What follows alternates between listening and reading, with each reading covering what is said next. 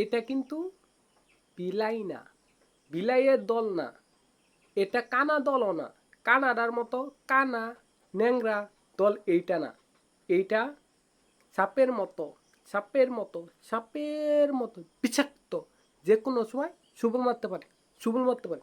তাই সাবধান, আর্জেন্টিনা সাবধান, কলম্বিয়া যে কোনো সময় সুবল মারতে পারে।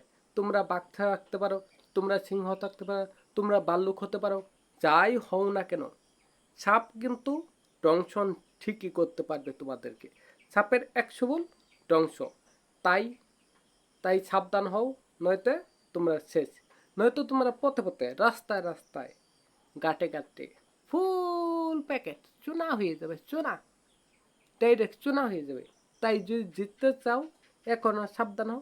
লাফালাফি লাফালাফি করিও না, লাফালাফি লাফালাফি করিও না, হারিয়ে যাবে, হেরে যাবে, জাস্ট হেরে যাবে। লাফালাফি করলে জাস্ট হেরে যাবে।